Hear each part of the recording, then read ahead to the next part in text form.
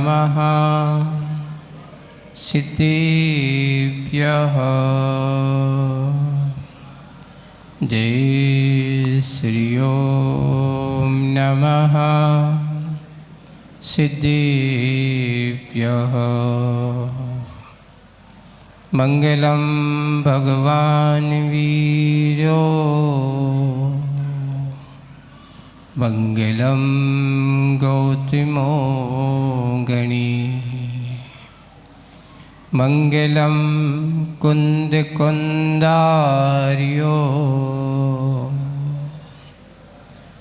जैन धर्मोस्तु मंगलम। सर्वमंगलमांगल्यं सर्वकल्याणकारकं प्रधानं ससागरं। बोलो शासननायक भगवान महावीर स्वामी की। मूल नायक देवादिदेव 1008 श्री शंभुनाथ भगवान की। परम पूज्य आचार्य गुरुवर श्री विद्यासागर जी महाराज की। अहिंसा परमो धर्म की। आचार्य श्री समय सागर जी महाराज की। 3 कम 9 करोड़ मुनि राजों की। बोलिए मुनि 108 श्री अजीत सागर जी महाराज की जय। बोलिए मुनि संघ की जय।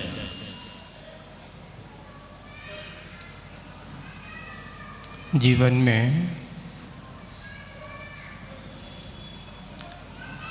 बहुत सारे प्रसंग ऐसे आते हैं जिन प्रसंगों पर हम अपने आप को कभी कभार सख्त भी बना लेते हैं, कभी कभार अपने आप को नर्वस भी बना लेते हैं और कभी अपने आप को हारा मान करके बैठ करके उदास भी हो जाते हैं। तीनों परिस्थितियां आपके सामने आती हैं।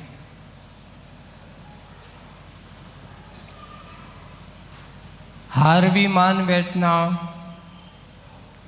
अपने आप को सख्त बना करके कैसे भी हो संकल्पित हो करके नहीं ऐसा तो मैं करके ही रहूँगा, और एक नर्वस हो जाता है अब क्या करूं, अब क्या करूं, ऐसा हुआ है दिग्भ्रांत हो जाता है। जैसे कि एक बहुत अच्छा उदाहरण पढ़ा था। तोता जो पक्षी होते ना, पक्षी तोता, उसके पास उड़ने की क्षमता है, गगन में उड़ सकने की सामर्थ्य है, पर वो अपने आप को नर्वस बना लेता है, हताश हो जाता है अब क्या करूं, तत्काल निर्णय नहीं कर पाता। जो पकड़ने वाले होते हैं तोते वगैरह या पक्षी पकड़ने वाले जो होते थे, वे क्या करते हैं, एक रस्सी बनाते हैं और एक रस्सी के ऊपर एक लकड़ी को बीच में फंसा देते हैं और उस लकड़ी के ऊपर कोई फल वगैरह कोई खाने की चीज लगा देंगे और लगा देते हैं। जैसे ही वो वहाँ आएगा लकड़ी पर बैठेगा और जैसे ही बैठेगा वो घूमना चालू हो जाएगी। वो लकड़ी क्या हो जाती, वो रस्सी में बंधी हुई है। उस समय जैसे ही उसने पकड़ करके बैठा है, उस खाने की लोभ से गया है, वो लकड़ी को पकड़ करके जैसे ही वो घूमेगी तो उस लकड़ी को पकड़ करके जकड़ करके हो जाता है। ये नहीं सोचता कि मैं पंख खोलूं और उड़ जाऊं। अब वो क्या सोचने लगा, अब तो मैं गिर गया, और उस लकड़ी को पकड़ करके जकड़ करके वह उसमें घूमने लगता है। और इतने में वो जो पकड़ने वाले बहेलिया होते हैं दिग्भ्रांत हो गया, नर्वस सिस्टम इसको बोलते हैं। कि विपरीत परिस्थिति में अपने आप को नर्वस बना देना, चाहता तो पंख खोलता उड़ जाता, लेकिन समीचीन प्रतिकूल परिस्थिति में जो व्यक्ति अपने आप का समीचीन निर्णय नहीं कर पाते, उनकी दशा उस तोते की भांति पकड़ करके बैठ जाते हैं। अब तो यही क्या होगा, यही सहारा है, कुछ समझ में नहीं आता, और ऐसे समय में हताश हो जाते हैं, और हताश हो जाने के कारण से वे अपने आप को बंधन में डाल देते, पकड़े जाते हैं। ऐसे ही प्रायकर कभी कभार जब विद्यार्थी लोग होते हैं, बच्चे भी, मान लो कोई पेपर देने गया है, पहले कभी उसने पढ़ा होगा, लेकिन आज हम उसको अच्छे से पढ़ के नहीं गए, लेकिन जैसे ही पेपर में उसको वो क्वेश्चन दिखता है, वो अपने आप को क्या करता, अब क्या होगा, ये तो मैंने पढ़ा ही नहीं, बहुत पहले पढ़ा था, बहुत पहले पढ़ा था, तो कुछ ना कुछ तो पढ़ा था। बोले कि हाँ पढ़ा तो था, कुछ आभास है। अब आभास है उसके लिए, तो पहले से ही ये सोच लें कि अब तो मेरा कुछ नहीं होगा, अब तो मेरा पेपर बिगड़ जाएगा, ऐसा सोचने लगता है।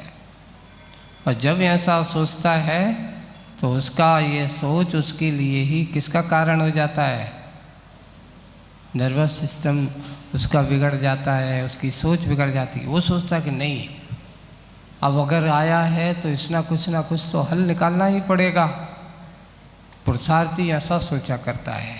लेकिन जो निराश हो जाते हैं, हताश हो जाते हैं, वे व्यक्ति अपने आप को प्रतिकूल परिस्थिति में सही निर्णय नहीं कर पाते हैं। सही निर्णय करने का समय अगर होता है तो प्रतिकूल परिस्थिति में ही हुआ करता है।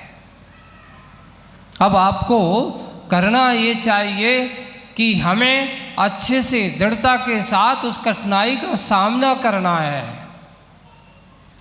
और जब आप कठिनाई का सामना अच्छे से करते हो तो बड़ी से बड़ी कठिनाई भी आपको उस मुसीबत से, विपरीत परिस्थिति से बाहर निकाल करके आ जाती है।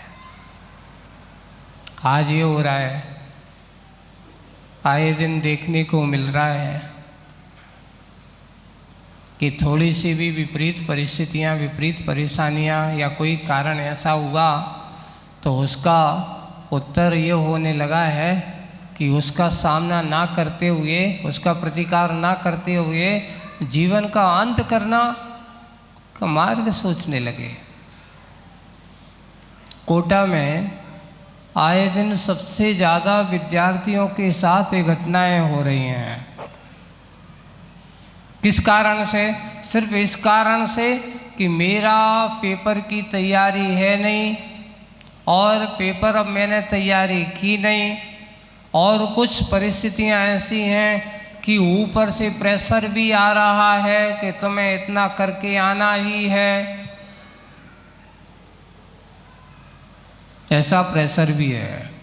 ये प्रेशर के साथ अगर वो चलता है तो उसका अंत क्या हो? अब यहाँ उसका प्रेशर भी पूरा नहीं कर पा रहा है, यहाँ तैयारी पूरी नहीं कर पा रहा है, और आखिर वह हताश होकर के क्या करे, इससे अच्छा जीवन को समाप्त कर दो। सुसाइड जैसे केस सबसे ज़्यादा बच्चों में आ रहे हैं। ये सबसे बड़ी गलती है। सबसे पहले विद्या ये होती है जो ज्ञान प्राप्त किया जाता है। ज्ञान प्राप्त करना, कोई भी लौकिक शिक्षण प्राप्त करना, इसका अर्थ ये है कि अपने आप को विपरीत परिस्थितियों से बाहर निकालने के लिए ज्ञान होता है, अपने आप को अनुभूति की कसौटी पे कसने के लिए ज्ञान हुआ करता है। पर हमने उस कसौटी पे कसना करके उसका हमने प्रतिकूल, उससे विपरीत कार्य किया।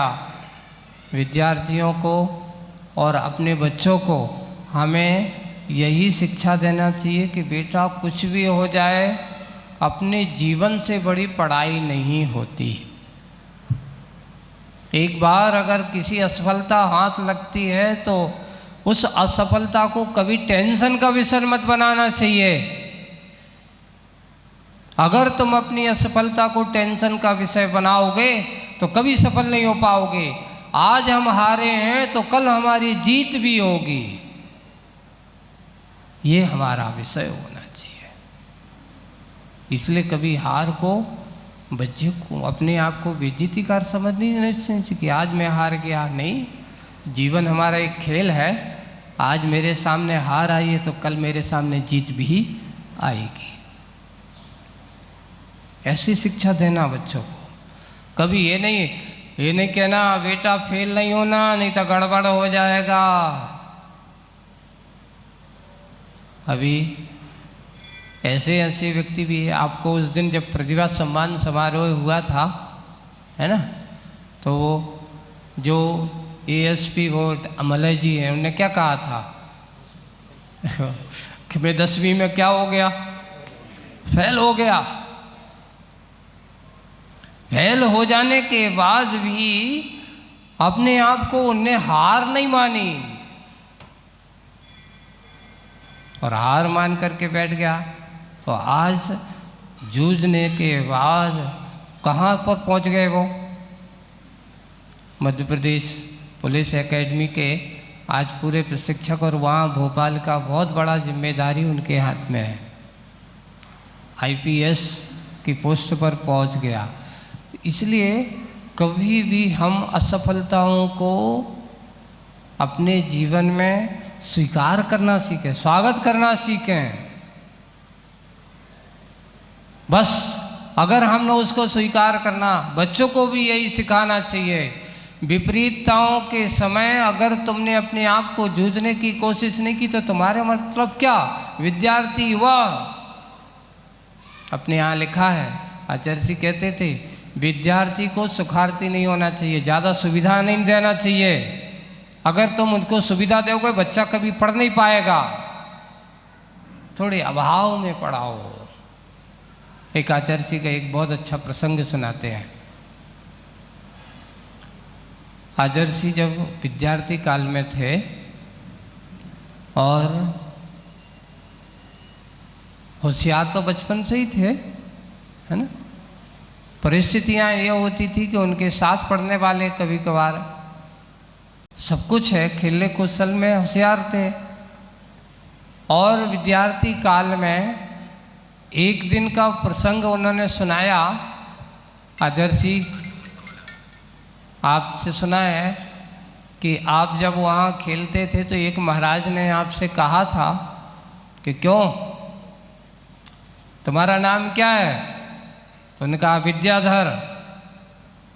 उनसे पूछा, महाराज से वहाँ खेलते खेलते उनके पास वहाँ पहुँचे तो आपका नाम क्या है? बोले कि विद्याधर। बताओ तेरे पास कौन कौन सी विद्याएं हैं? उनसे पूछे, महाराज ने कहा तेरे पास कौन कौन सी विद्याएं हैं? तुझे भक्तांबर आता है? बोले कि नहीं आता। तुझे पूजन याद है? बोले नहीं याद है। भगवान की स्तुति याद है? बोले कि नहीं याद है। तो तुझे अगर खेलना भर आता है पर नाम से तो विद्याधर है, विद्या नाम तेरे पास कुछ है नहीं है, कैसा नाम का बेटा है? तो अपना नाम अच्छा रख, नाम तो अच्छा रखा पर काम तेरा अच्छा है नहीं। अच्छा, उनको वो चोट कर गई। अच्छा, मेरा नाम विद्याधर है और मेरे पास न तो भक्तांबर आता है। जाओ तुम 8 दिन के अंदर अगर तुम सही विद्याधर हो, महाराज ने कह दिया अगर तुम सही विद्याधर हो तो 8 दिन में तुम भक्तांबर याद करके बताओ। देखिए आप 8 दिन में क्या याद करके बताओ? भक्तांबर याद करके बताओ। विद्याधर जी क्या सोच लिया, अब तो मैं ऐसा करके वो मेरा नाम क्या है? तो विद्याधर है। महाराज ने कह दी तेरे पास इतनी एक भी विद्या है नहीं और नाम तेरा विद्याधर है।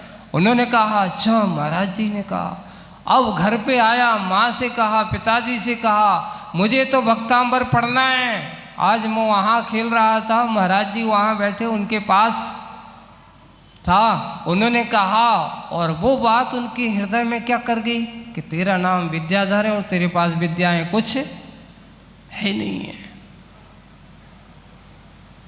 और उन्होंने 8 दिन में वहाँ खेलने नहीं गए जहाँ महाराज बैठते थे, और जब तक उन्होंने 8 दिन के भीतर भक्तांबर याद नहीं कर लिया, तब तक वो महाराज के पास और यहाँ जुट गए। और 8 दिन में उन्होंने अच्छा भक्तांबर याद करके पहुँच गए। महाराज नाम क्यों, कौन हो? बोले कि विद्याधर। क्या किया? बोले कि भक्तांबर याद करके आया हूँ, आपको सुनाना है।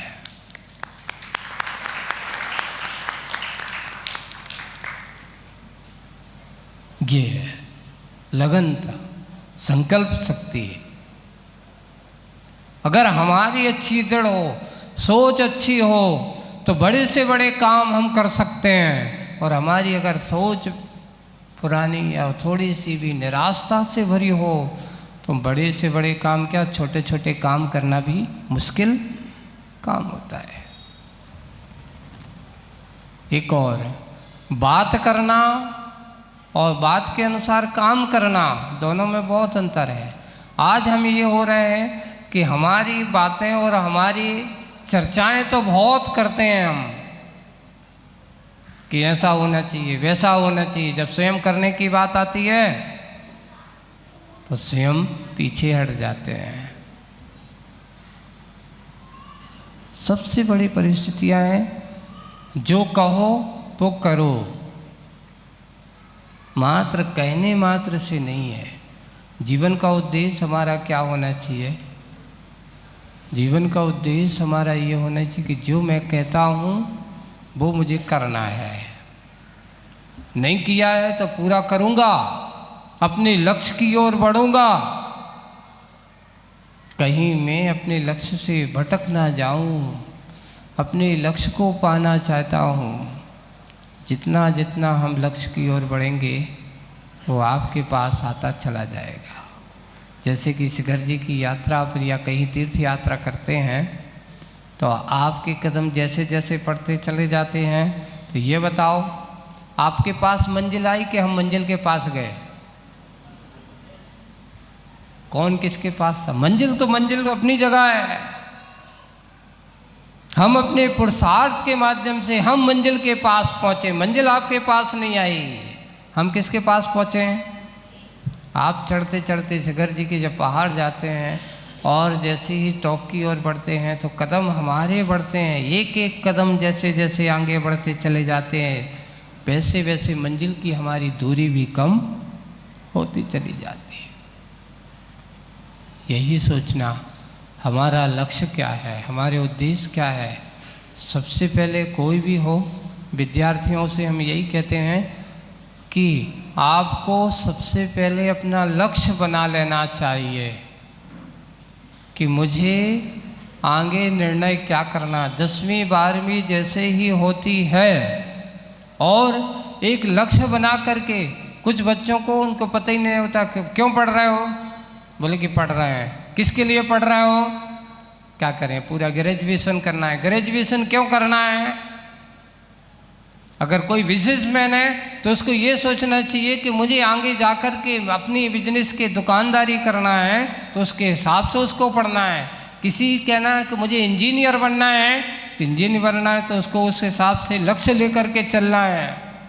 किसी को डॉक्टर बनना है, MBBS करना है, तो उसको लक्ष्य लेकर के वैसा पढ़ना होगा। बिना लक्ष्य के हमारा कोई कार्य नहीं होना चाहिए। हमारे सामने एक टारगेट होना चाहिए, लेकिन कभी कभार उसमें चलते चलते हम असफल हो गए, हार गए, तो क्या करना है? छोड़ देना चाहिए। किया तो था महाराज, हमने चालू किया, अब क्या हो गया, फेल हो गए, तो फिर हमने किताबें बांधे बूंदे एक तरफ पर रखी, अपने काम में लग गए। ये नहीं, इतना हार मान करके एक बार के गिरने से चींटी से पूछो, जब वो चढ़ती है, कई बार देखना दीवार पे चढ़ती चढ़ती वो चढ़ते कई बार उसे नीचे गिरती भी है और गिर करके पुनः चढ़ती है। हजारों बार गिरने के असफल होने के बाद भी एक बार वह सफल हो ही जाती है। हम आज रविवार को इतना ही विषय वस्तु आप सब लोगों के पास है कि आपका लक्ष्य जीवन को समीचीनता प्रदान करना होना चाहिए, ना कि विषय भोगों को अर्जित करने का उद्देश्य होना चाहिए। अगर हम मात्र विषय भोगों को अर्जित करने के उद्देश्य से जीवन जी रहे हैं तो ये से दुनिया में क्या कोई बड़ी बात नहीं है। धन पैसा इकट्ठा कर लेना कोई बड़ी बात नहीं है। धन संपत्ति की खेती जमीन जायदाद इकट्ठा कर लेना कोई बड़ी बात नहीं है। बड़ी बात वही है कि उसको अर्जित करने के बाद हम समीचीन रूप से एक सही दिशा और दशा बना करके जीवन जीने का कार्य, एक मंजिल, एक लक्ष्य निश्चित कर लें। यही हमारा समीचीन सबसे बड़ी उपलब्धि है। बिना लक्ष्य के हमारा ये जीवन कोई मतलब का नहीं है। हम उस ध्येय की ओर बढ़ें, पुरुषार्थ हमारा समीचीन होना चाहिए। धीरे धीरे धीरे धीरे इस कार्य को करते समय हमारी जैन समाज में प्रतिभाओं की कमी नहीं है। हमारे जैन समाज में धन कुबेरों की कमी नहीं है। हमारे जैन समाज में आज अच्छे अच्छे बड़े बड़े दानियों की कमी नहीं है। और इतिहास गवाह है कि जब जब भी कोई इस प्रकार का संकट हुआ है, चाहे देश पर हो, चाहे समाज पर हो, चाहे हमारे धर्म के ऊपर हो, उस संकट को निवारण करने वाले हमारे अपने मनीषी, अपने लोग भी रहे हैं। यहाँ के इतिहास को पढ़ते हैं तो भामाशाह का इतिहास आप लोगों को पढ़ा है। वो भामाशाह कौन था बताओ? एक जैन समाज का श्रेष्ठ श्रावक था। जब जयपुर नरेश के ऊपर संकट आया, उसके पास इस प्रकार देश के ऊपर संकट आया, अपने राज्य के ऊपर संकट आया, क्या किया जाए? तो उसने अपना पूरा खजाना किसके लिए खोल दिया? अपने देश रक्षा के लिए खोल दिया। क्यों? इसलिए खोल दिया कि मानव समाज से, देश से बड़ी हमारी धन संपत्ति नहीं है। जो मात्र अपनी धन संपत्ति को व्यक्तिगत समझ करके जीने का आश्रय बनाने की कोशिश करते हैं, ज़रूरत पड़ती है तो जैन समाज के लोगों ने अपनी संपत्ति को देश, राष्ट्र, राज्य की रक्षा के लिए समर्पित किया है। हमें भी अपने धर्म की रक्षा के लिए अपने आप को इस प्रकार का समर्पित और समर्पण के साथ जीना चाहिए। और इतना है, कितने भी पढ़ाई लिखाई करके बड़े से बड़े उच्च पद पर पहुंच जाना, कितनी बड़ी पोस्ट पर पहुंच जाना, पर अपने धर्म और अपने माता पिता से बड़ा कोई दूसरा हो ही नहीं सकता। हो सकता है? ये बताओ। अपने माता पिता और अपना धर्म, अपना कुलाचार, अपनी संस्कृति, उसको कभी भूलना नहीं। अगर हम भूलते हैं तो उससे क्या होता है? उसका अहित होने लगता है। अपना हित चाहते तो अपने धर्म को कभी भूलो मत। ये अपना लक्ष्य होना चाहिए, ध्येय होना चाहिए। मैं जैन हूँ, अपने जनत्व की रक्षा करना हमारा परम कर्तव्य है। अपने जैनत्व का गौरव बनाए रखना हमारा कर्तव्य है। अपनी संस्कृति का संरक्षण करना हमारा कर्तव्य है। कहीं मेरे कारण से इस प्रकार के हमारे धर्म के, हमारे आपके गौरव की गरिमा कम ना हो, धर्म की गरिमा कम ना हो, उस गरिमा को बनाए रखना, यही सबसे बड़ा उद्देश्य होता है। आज जैसे कि प्रतिभा सम्मान समारोह का कार्यक्रम पिछले 17 तारीख को अपन ने किया था। आज 10 दिन बाद कुछ लोग जो नहीं आ पाए थे, अब वो अवशेष था। आज उनके लिए यहाँ पर जो बच्चे नहीं आ पाए हैं और अभी भी उनमें से नहीं आ पाए हैं, अब उनका अपना है जिसका भी जो है उन बच्चों को सम्मान बहुमान इसलिए किया जा रहा है कि उसको एहसास होना चाहिए, उसको अपने आप को भान होना चाहिए कि हमें अपने धर्म का गौरव बढ़ाना है, क्योंकि मेरा मान बहुमान सम्मान हुआ है तो हमारी प्रतिभाओं को किस प्रकार निखार होना चाहिए। उनका आज बहुमान सम्मान होता है तो कल वह अपने धर्म, अपनी समाज, अपने कुल का बहुमान सम्मान बनाए रखता है और रख कर के उस कार्य को करें। आज हम इसी भावना के साथ कि बहुत अच्छे से कभी हताश मत हो, कभी निराश मत हो, कभी अपने आप को नर्वस मत बनाओ। एक एक कदम ही सही आगे बढ़ने की कोशिश होना चाहिए, पीछे आने की कोशिश हमारी नहीं होना चाहिए। विपरीत परिस्थितियों से जूझने का काम पुरुष का होता है। पुरुष शब्द की व्याख्या ही करते हुए कि किसको कहा पुरुष, जो हमेशा पुरुष हो, पुरुषार्थी हो, पुरुषार्थशील हो, उसका नाम पुरुष है। अभी आचार्य जी ने आदमी की व्याख्या मूक माटी में की है। आचार्य जी ने इसके बारे में जो हमेशा आदमी, जो हमेशा उद्यमशील हो, उसका नाम आदमी है। जो उद्यम करने से हारे भागे वह आदमी नहीं। सही उद्यम होना चाहिए, सही दिशा में होना चाहिए, अपने संस्कृति के संरक्षण के क्षेत्र में होना चाहिए, अपनी समाज के हित में हमारा उद्यम होना चाहिए, अपने परिवार के कल्याण के लिए अपना उद्यम होना चाहिए, अपने आप को अच्छे समीचीन भविष्य के निर्माण के लिए हमारा उद्यम होना चाहिए।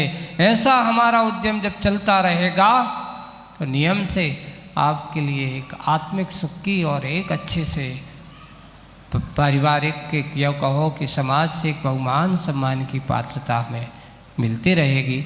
सबके जीवन में ऐसा दिन आए, ऐसा भविष्य आए और ऐसे ही कार्य हम करते रहें इसी भावना के साथ, क्योंकि बहुत गर्व और कहना चाहिए गौरव के साथ हमें ये महसूस करना चाहिए कि हमारे लिए इस भाव में मुझे अच्छा उत्तम कुल मिल गया है, उत्तम धर्म भी मिल गया है और उत्तम विचार वाला ये क्षेत्र भी मिल गया है, जहाँ हम बैठ कर के कम से कम अपने अच्छे धर्म की बात को सुन सकते हैं, अपने धर्मात्माओं की संगति कर सकते हैं, अपने गुरुओं के पास हम जा सकते हैं और ऐसे उस संस्कृति के हम वारिस बने हैं। उसकी परंपरा को बरकरार रखना ये हमारा परम कर्तव्य है। उस कर्तव्य का पालन करें इसी भावना से। बोलिए परम पूज्य आचार्य गुरुवर श्री विद्यासागर जी महाराज की। बोलिए शंभवनाथ भगवान की जय। हमारे बीच में